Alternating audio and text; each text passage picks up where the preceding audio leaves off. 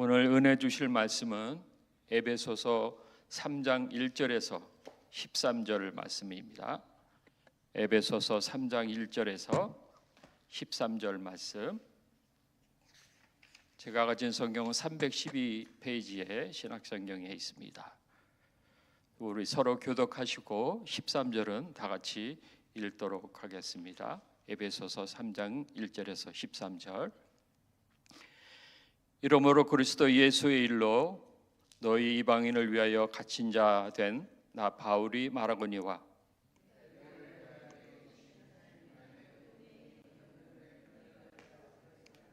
곧 계시로 내게 비밀을 알게 하신 것은 내가 먼저 간단히 기록함과 같으니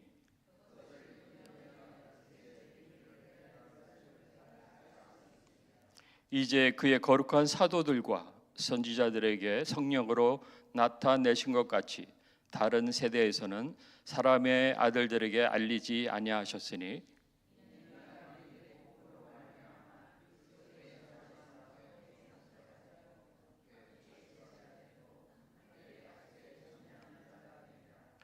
이 복음을 위하여 그의 능력이 역사하시는 대로 내게 주신 하나님의 은혜의 선물을 따라 내가 일꾼이 되었노라. 이 은혜를 주신 것은 측량할 수 없는 그리스도의 풍성함을 이방인에게 전하게 하시고 영원부터 만물을 창조하신 하나님의 속에 감추어졌던 비밀의 경륜이 어떠한 것을 드러내게 하려 하심이라. 이는 이제 교회로 말미암아 하늘에 있는 통치자들과 권세들에게 하나님의 각종 지혜를 알게 하려 하심이니 곧 영원부터 우리 주 그리스도 예수 안에서 예정하신 뜻대로 하신 것이시라. 우리가 그 안에서 그를 믿음으로 말미암아 담대함과 확신을 가지고 하나님께 나아감을 얻느니라. 그러므로 다 같이 그러므로 너희에게 구하노니 너희를 위한 나의 여러 환난에 대하여 낙심하지 말라. 이는 너희의 영광이니라. 아멘. 오늘 본문 에베소서 3장 1절에서 13절까지의 내용은 바울이 이방인을 위한 하나님의 은혜의 경륜, 즉 구원의 계획을 설명하며 자신이 이방인에게 복음을 전하는 일로 인해 갇혀있는 신세임을 밝히는 부분입니다.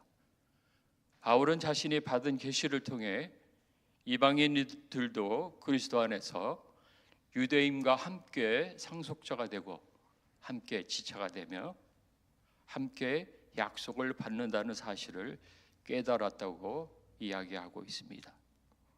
이는 하나님께서 세우신 비밀이며 바울은 이 비밀을 전하는 일로 인해 고난을 받지만 그의 고난은 에베소 성도들을 위한 것이라고 에베소 1장 13절에서 말하고 있습니다. 저는 오늘 말씀 가운데 사도 바울의 에베소 성도들을 위한 그 마음은 어떤 것인지, 그 가운데서 우리가 배우고 따라야 할 것은 무엇인지 여러분과 함께 살펴보도록 하겠습니다. 사도 바울은 1절에서 자기가 왜 감옥에 갇혔는지 이유를 설명하고 있습니다. 1절에 보면 이러므로 그리스도 예수의 일로 너희 이방인을 위하여 갇힌 자 된 나 바울이 말하거니와. 여러분도 아시는 바와 같이 에베소서는 사도 바울이 로마 감옥에서 쓴 옥중 서신 중 하나로 자신이 이방인에게 복음을 전하다가 죄 없이 감옥에 갇혔다고 말하고 있습니다. 세상 관점에서 보면 감옥이라는 장소는 모든 사람들에게 창피스럽고 부끄럽고 비난받아도 누가 뭐라고 할 사람이 없는 그런 것이지만 바울은 오히려 더 담대하고 당당한 모습을 보이고 있습니다. 바울은 어떻게 고난 가운데서도 낙심하거나 절망하지 않고 담대할 수 있었을까요? 바울은 감옥이라는 장소에서 놀라운 비밀을 깨달았다고 고백하고 있습니다. 그것은 전에는 자기가 육체의 욕심을 이루며 살았던 자신이 이제는 이방인을 위해서 살고 그리스도를 위해서 살게 된 것과 말씀에 사로잡히고 성령의 인도하신 대로 살아가게 된 것을 말하고 하나님의 은혜에 갇히고 그리스도의 비밀에 갇히게 된 것을 깨닫게 된 것이라고 고백하고 있습니다. 그리고 4절에는 그것을 읽으면 내가 그리스도의 비밀을 깨달은 것을 너희가 알 수 있으리라 이렇게 말하고 있는데, 이 말은 에베소 성도들에게 그리스도의 비밀을 깨닫고자 말씀을 읽으라고 권면하고 있는 것입니다. 이것은 사도 바울이 자신이 처한 힘들고 어려운 상황보다도 오히려 에베소 성도들의 신앙 성장을 위해서 다른 사람들을 더 격려하고 권면하고 있는 모습을 볼 수가 있습니다. 여러분의 현재 처한 상황과 형편이 혹시 경제적으로, 건강으로, 직장과 사업으로, 또한 나를 괴롭게 하는 어떤 문제들로 갇혀 있는 분들은 안 계시는지요?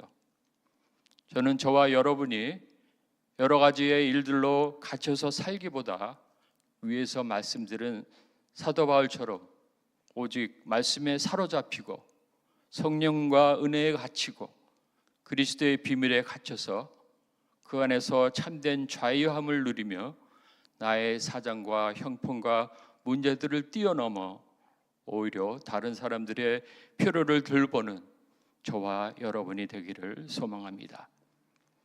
그러면 4절에서 언급한 그리스도의 비밀은 무엇일까요? 그에 대한 설명을 사도 바울은 5절과 6절에서 하고 있습니다. 우리 다 같이 다시 한번 5절과 6절을 읽었으면 좋겠습니다. 5절, 6절, 5절 시작. 이제 그의 거룩한 사도들과 선지자들에게 성령으로 나타내신 것 같이 다른 세대에서는 사람들의 아들들에게 알리지 아니하셨으니 이는 이방인들이 복음으로 말미암아 그리스도 예수 안에서 함께 상속자가 되고 함께 지체가 되고 함께 약속에 참여하는 자가 됨이라. 다시 한번 요약하면 그리스도의 비밀은 이방인들도 그리스도 예수 안에서 함께 상속자가 되고 함께 지체가 되고 함께 약속에 참여하는 자가 된다는 것입니다. 즉 유대인뿐만 아니라 모든 민족이 예수 그리스도를 믿음으로 하나님의 자녀가 되고 구원을 받는다는 뜻입니다.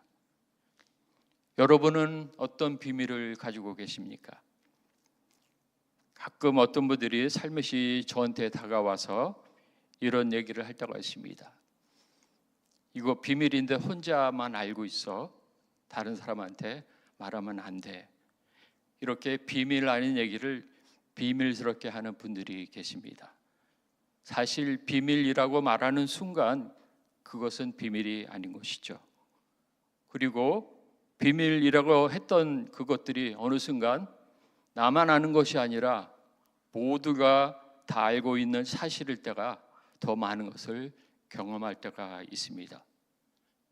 분명 우리 교회 공동체의 지체들 가운데 우리가 지켜야 할 많은 비밀들이 있습니다.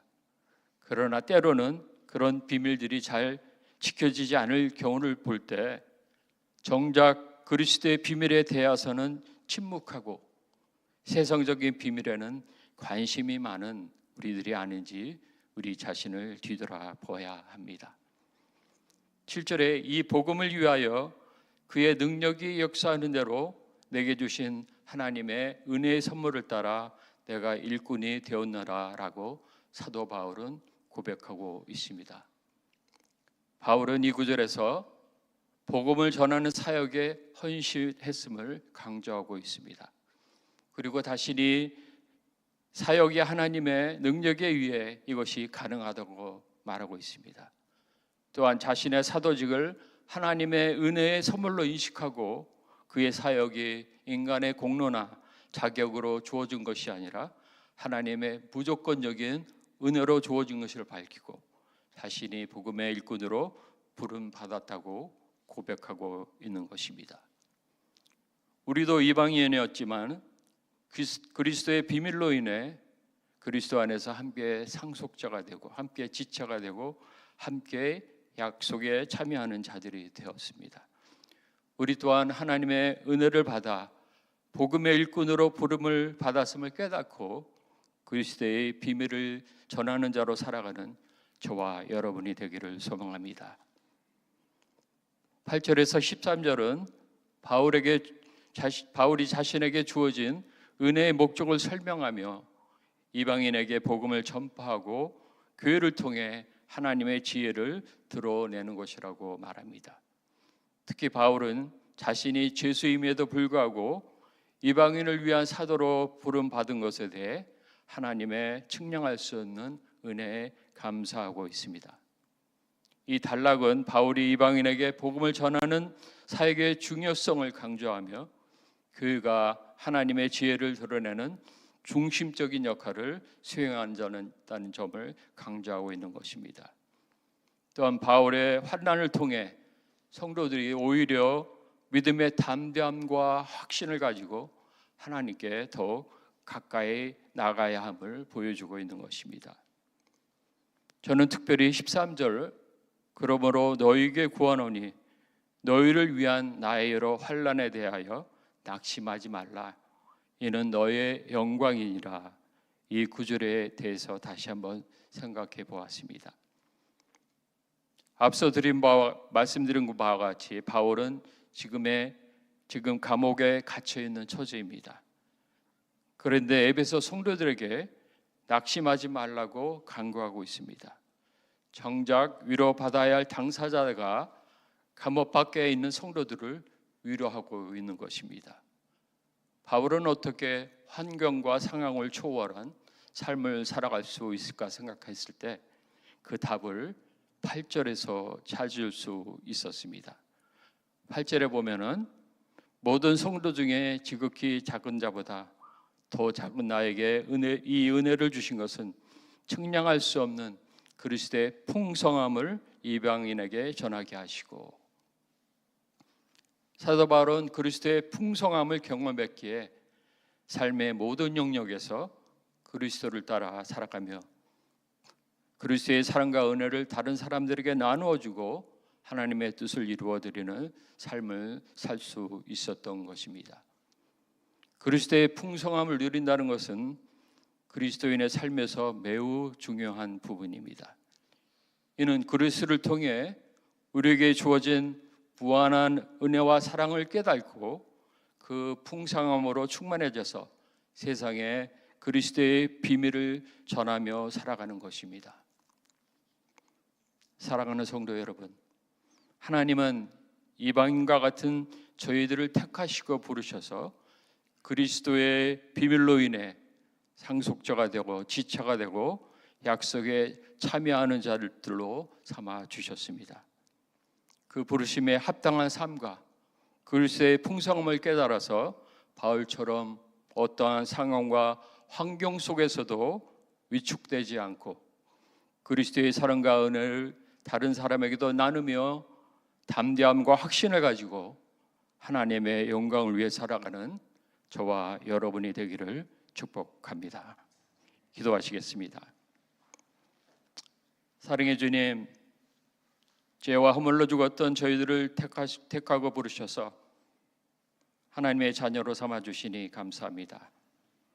값없이 베풀어 주시는 주님의 사랑과 은혜를 기억하며 그 풍성함으로 충만해져서 그 사랑과 은혜를 다른 사람에게도 나누게 하시고 하나님의 자녀라는 정체성으로 담대함과 확신을 가지고 하나님의 영광을 위해 살아가도록 오늘도 저희들의 삶을 인도하여 주시옵소서.